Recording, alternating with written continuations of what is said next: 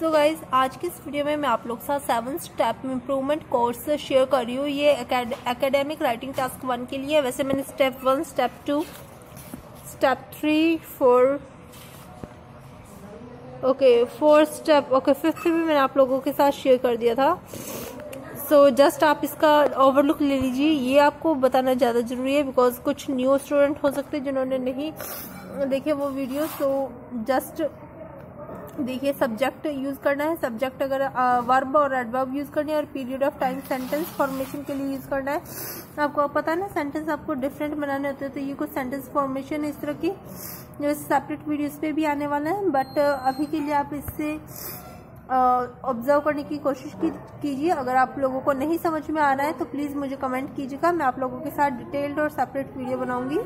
तो यहाँ पे इसी तरह से दूसरा भी देख रखा है कि पीरियड ऑफ, पहले हमने टाइम लिखना है, सब्जेक्ट लिखना है, वर्ब और एडवर्ब लिखनी है। वर्ब और एडवर्ब ये है increase significantly, rose dramatically, swelled significantly, shot up steeply, climbed up sharply, went up rapidly, jumped up quickly. तो इस तरह की जो वर्ब्स है ये। सो देखते हैं आप पीरियड ऑफ टाइम के साथ हम किस तरह से लिख सकते हैं।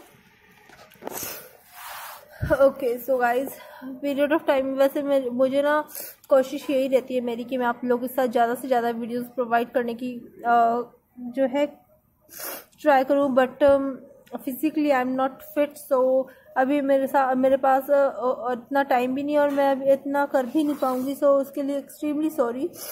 सो ठीक है, यहाँ पे देखिए पीरियड ऑफ टाइम, यहाँ पे लिख सकते हैं इन द लास्ट क्वार्टर, या फिर जो भी टाइम आपको मेंशन किया हुआ है ग्राफ में, लाइन में, बार में, पाइप चार्ट में वगैरह में, तो फिर लिख देना है from 2005 to 2007 the sales went up slightly. फिर उसका जो है प्रोपोर्शन लिखा होगा तो वो हमें लिखना है।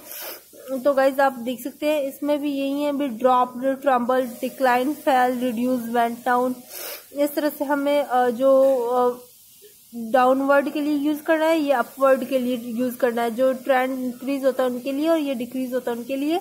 तो ये जिस तरह से इंक्रीज होती है, अगर शार्पली इंक्रीज होती है, शार्पली, अगर धीरे धीरे इंक्रीज होती है तो slightly, slowly, dramatically, significantly, gradually, drastically, moderately और ग्रेजुअली। आपको इस तरह से कुछ जो है एडवर्ब्स यूज करनी है। एडवर्ब्स का यूज जरूर कीजिएगा।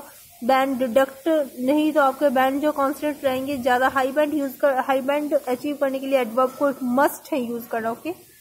तो यहाँ पे और अलग दे रखा है sentence, one more variety in type of sentence you may use, there be a very, adjective use करना, लेकिन there be a very sudden, noun use कर सकते हो, increase in the number of laptops from 2005 to 2011। So इस तरह से आपसे there भी, एडजेक्टिव, नाउन और सेल्स और पीरियड ऑफ टाइम आपने यूज करना है। सो इसका फॉर्मेशन देख लेते हैं, आप किस तरह से डिफरेंट वैरायटी के बना सकते हैं। So there be, adjective, noun, sales, period of time. तो आपको याद रखना है there was a sudden increase in last quarter form, rapid jump, dramatic rise, significant growth, sharp step, large decrease, marked drop, steady decline, gradual reduction, slow, small fluctuation, slight variation। तो इस तरह से आपको ये एडवर्ब और noun के साथ use करनी है। अगर आपको इनमें से कुछ भी एडवर्ब का समझ में नहीं आया होगी किस तरह से हम यूज़ इसका कर सकते हैं, एग्जांपल्स चाहिए तो मुझे कमेंट कर दीजिएगा, प्लीज़ मुझे कमेंट कर दीजिएगा। मैं आप लोगों के साथ डेफिनेटली इसकी फॉर्मेशन से रिलेटेड सैम्पल भी शेयर करूँगी। सो नाउ ये एज आई, यानी इसका ऑथर बोल रहा है, ठीक है, जो ऑथर ने बुक बनाई है वो बोल रहा है। Now, as I said earlier, it is also important for you to cover the highest and the lowest point in the description of the line graph. Some possible sentence structure given below can be help in that case. इन्होंने कुछ structure दी हुई है, देखते हैं। तो ये structure उन्होंने दी हुई है हाईएस्ट वगैरह यूज करने के लिए। सो देखिए, subject what that indicates top और bottom expression of time और point of, ठीक है। हम सबसे पहले सब्जेक्ट लिख देना, जिस सब्जेक्ट लिख दिया द सेल्स ऑफ लैपटॉप्स। अब हमें लिखना है जो सबसे हिट हो या ड्रॉप एकदम बॉटम पे हो, यानी कि इस लाइन ग्राफ है ना एकदम, या तो पीक पे होता है इस तरह से, या फिर एकदम लाइक ऐसे होता है, ऐसे बिल्कुल नीचे वाला है ना, तो हम उसके लिए यू यूज करना है। ओके ओके, ये वाला बिल्कुल जो बॉटम टच करता होता है। तो अगर पीक वाला हो तो हम यूज करना है topped in the last quarter, या टॉप्ड इन 2005, पीक्ड इन जनवरी, या फिर बॉटम आउट, या बिल्कुल नीचे से होकर टच, बिल्कुल बॉटम को टच करे, तो हम उसके लिए यूज करेंगे ड्रॉप्ड आउट या बॉटम आउट। ओके, तो और इन्होंने एक और बता रखा है, सब्जेक्ट प्लस वर्ब यूज करनी है जो इंडिकेट करती हो ट्रांजिशन को, ठीक है ना। A noun that indicates top और bottom, expression of line, time और पॉइंट ऑफ टाइम। ओके, तो यहाँ पे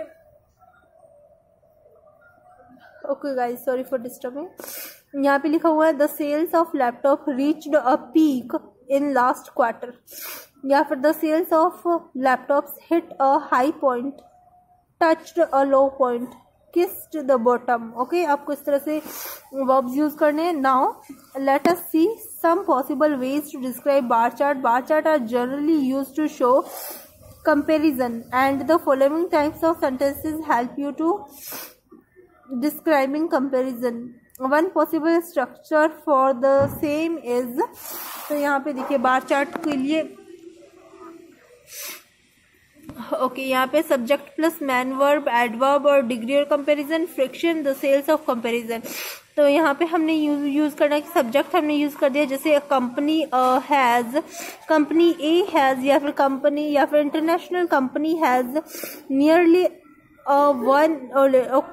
nearly 1 quarter of the total number, 1/3 half, almost 3 quarters, हम इस तरह से यूज करेंगे।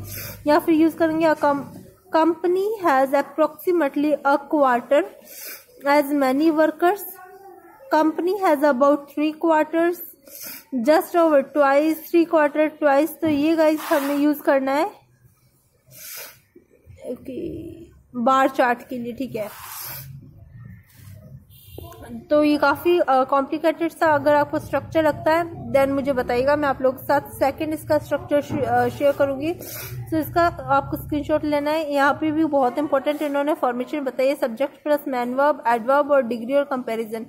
कंपैरिजन वर्ड और noun, the sale of comparison, subject plus main verb, like इन्होंने company A has almost as many workers, company B nearly, about, approximately, exactly, precisely. आपको इस तरह के एडवर्ब्स यूज करनी है, शो करना है जब कि किस तरह के प्रोपोर्शन है।